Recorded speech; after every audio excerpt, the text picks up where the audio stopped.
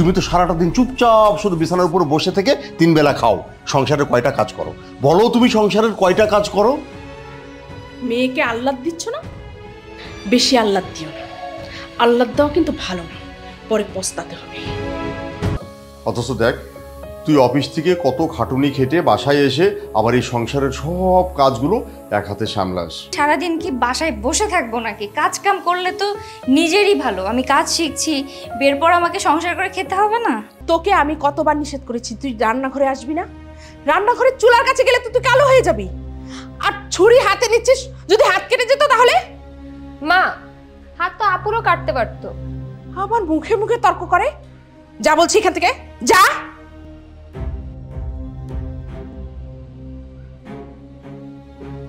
আর এই যে তুই, তোকে আমি কতবার নিষেধ করেছি যে নিতুকে তুই রান্নাঘরে ডাক দিবি না। তুই না আসলে বুঝিস না যে ওর যে হাতটা যদি কেটে যেত, তুই কখনো চাষি না যে আমার মেয়েটা লেখাপড়া করুক, তাই না? মা, আমি তো ওকে রান্নাঘরে ডাকিনি। ও নিজে আসছে, আমি আরো উল্টা বকা দিয়ে ওকে পাঠাচ্ছিলাম পড়ার জন্য। নিতুর মা, সব সময় তো শুধু নিজের মেয়ের কথাটা ভাবলেই চলবে না, নাবিলার কথাটাও তো একবার ভাবতে হবে। নাকি সে সৎ মেয়ে বলে এই যে বাড়ির পুরো কাজ এক হাতে সামলাই, কই তখন তো কোনো সমস্যা হয় না। আর তোমার মেয়ে কিছু করতে গেলেই নানান ধরনের সমস্যা হয়, তাই না? কি বলতে চাও তুমি?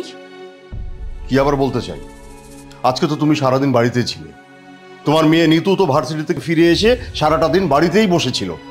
তোমরা দুইজনে মিলে ইচ্ছে করলে রাতের রান্নাটা করতে পারতে না? তুমি জানো না যে আমি রান্না করি না?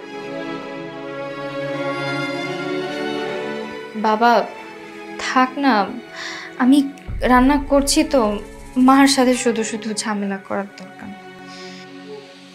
শুনছো শুনছো কি বললো? মেয়েটা সারাটা দিন অফিসে খাটুনি খেটে বাসায় ফিরে এসে আবার এই পুরো সংসারের ঘানিটা তাকে টানতে হয়। আর তুমি তুমি কি করো? তুমি তো সারাটা দিন চুপচাপ শুধু বিছানার উপর বসে থেকে 3 বেলা খাও, সংসারের কয়টা কাজ করো বলো? তুমি সংসারের কয়টা কাজ করো? মেয়েকে আহ্লাদ দিচ্ছ না, বেশি আহ্লাদ দিও না। আহ্লাদ দেওয়া কিন্তু ভালো না, পরে পস্তাতে হবে।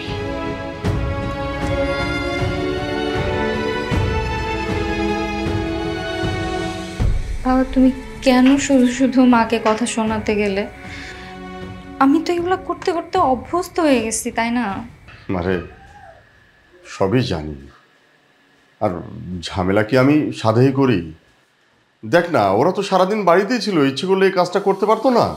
অথচ দেখ, তুই অফিস থেকে কত খাটুনি খেটে বাসায় এসে আবার এই সংসারের সব কাজগুলো এক হাতে সামলাস।